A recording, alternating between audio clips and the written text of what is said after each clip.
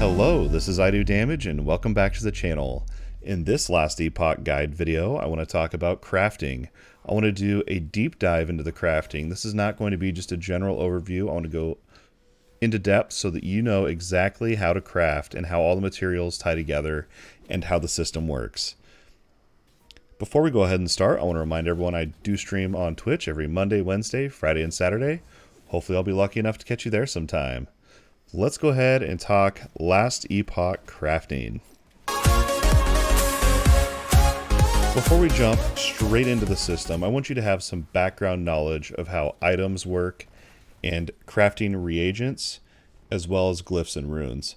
So to start, items in last Epoch are very interesting in the fact that they have implicit stats, and if you don't know what that means the base statistics that you can see.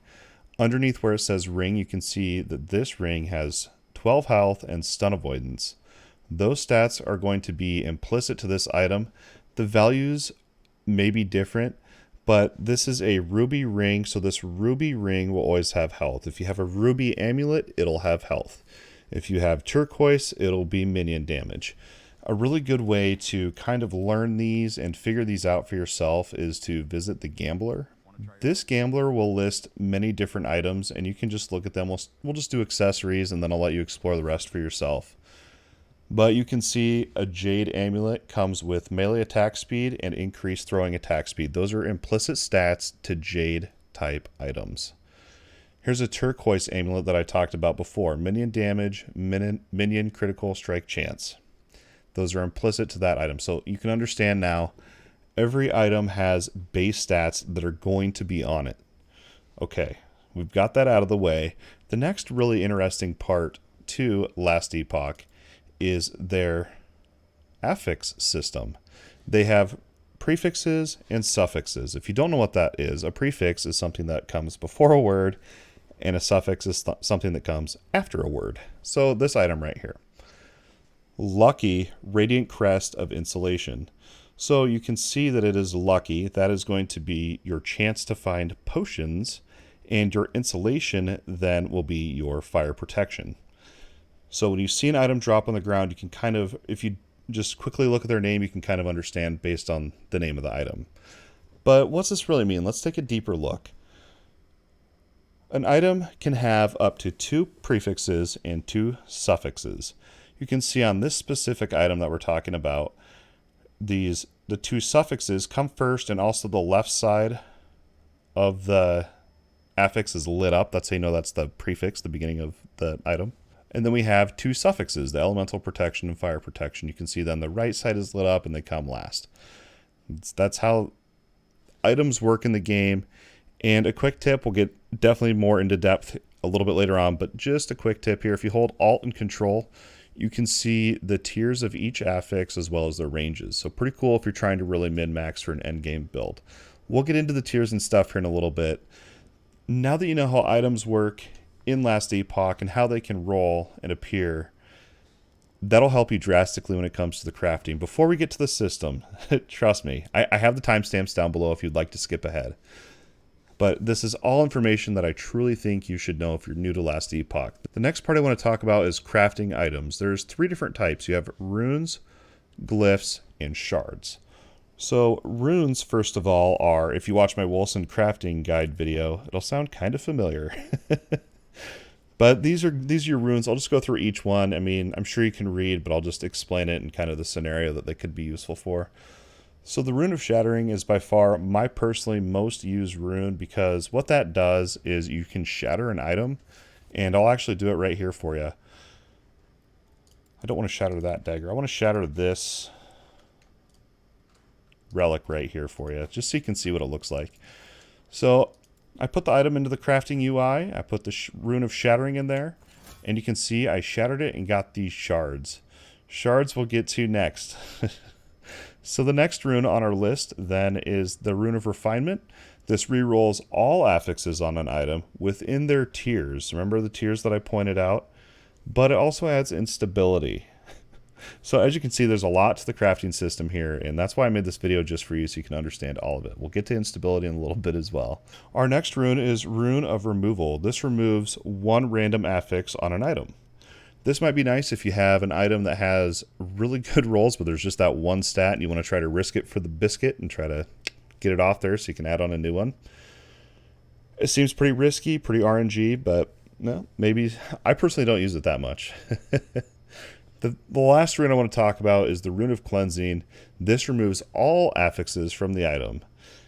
And this one would probably be best used if you find a really solid base item, like if you're doing a minion build and you find a super high item level turquoise amulet or ring and you want to use that base, but the stats on it are kind of trash and you want to maybe try to craft it from scratch. I personally think the Rune of Cleansing would be a very expensive choice. You would have to have a lot of materials to really craft up an item with 4 affixes without it fracturing or shattering. But now that you know everything about the runes that exist in the game, let's move on to glyphs. There's only 2 glyphs, and these are very simple and straightforward. The glyph of the Guardian completely mitigates a minor fracture, reduces a damaging fracture to a minor, and then also reduces a destructive fracture to a damaging fracture. This is a really huge glyph and really an important one that you're going to use a lot in your crafting. You're going to learn about it here in a minute when we talk about the instability. You'll see why this one is super important to use. Our last glyph is Glyph of Stability. This one's a little bit less important, but definitely could help you out in your crafting journey. And this one will just reduce the instability that you add when crafting. So I know at this point in the video, you're probably wondering, what is instability? What does that mean in Last Epoch's crafting?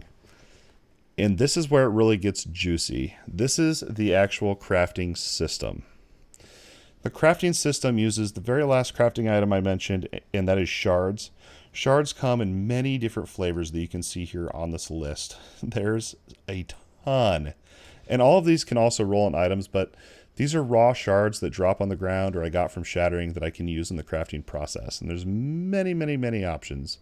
And it also says if it's a suffix or prefix. If you want a quick search, you can also just type in the filter. Kind of nice little quality of life there. Let's talk the actual crafting system, instability, fracturing, shattering. How's it all look? If you have the game, you can simply hit F to open the crafting window, click on that question mark to open this window. And this is exactly what I want to talk about. So we've talked about the shards. Those are your crafting materials that have tiers tied to them. So when I craft an item, let's throw in this hammer, for example. You can see that I have a tier 3 melee attack speed. And it has, you can see the tier 3 then. It ranges 24 to 30. You can see I rolled a 25, so I got the lower end of the range there, but tier 5 is your max, and to get all tier 5s on one item is going to take an insane amount of luck and a lot of materials. So good luck when it comes to that. But how do you try to pull that off, right? That's what this is all about.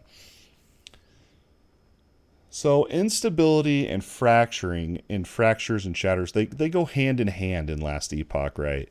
So whenever you craft upon an item, it's going to actually gain instability. Let's see if I can find an item here to craft upon. Let's grab a ring. Looks powerful. All right, well, we got lucky on that roll and got 4 affixes. Let's throw it in there and see what we can do. So it's pretty lucky. It came with 2 tier 3s, a tier 1 and a tier 2. Let's just try to roll a vitality. Let's try to get that tier 3 up to tier 5. So you can see right off the bat here, I have a 25% chance for a minor fracture. So you're probably wondering, what is a fracture?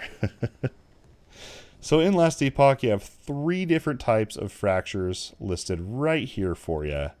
Minor fracture just locks out the item and you cannot craft on it anymore. Damaging fracture, all affixes are reduced by 1 to 5 tiers. If this creates an affix with a tier lower than 1, that affix is removed. A destructive fracture removes all affixes and locks out the item. So you can see that fracturing your item is very punishing, and that's why you're going to want to use those glyphs that I mentioned before. But let's risk it for the biscuit for the example of this video, and let's not use that glyph. Let's just see what happens if I do this vitality addition to this item. Okay, we succeeded. Now you can see that I have the 25% chance for the minor, 8% chance for the damaging fracture, which that's not the biggest fracture you can get. That's not the destructive yet. So let's try it. I got a tier 5. Let's keep crafting on it. Just see what we can, see if I can make it fracture for you so you can kind of understand and see what that looks like. There you go. we just got a basic fracture on this one. Nothing huge. So this is pretty much the crafting system in Last Epoch. A last little note here on stability that I do want to point out is all the information down here that you saw before. It tells you how much instability it'll add. It pretty much just the percentages is what you want to go off, but just each time you craft, you're going to add instability. That's where these runes and glyphs are all going to come in handy. See, if I use this glyph of stability, it has a chance to be less stability that gets added and a lower percent chance.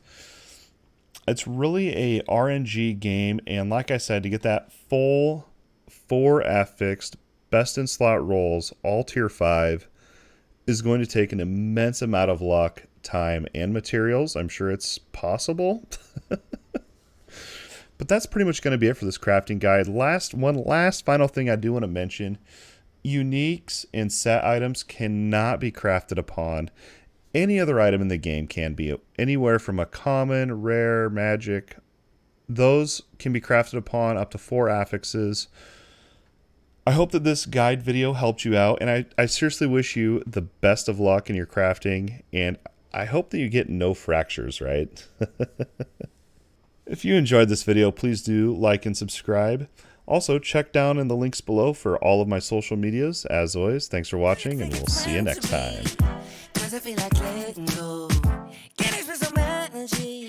My battery's pretty low. Do you see the clarity? Gotta tell you I know what a possibility.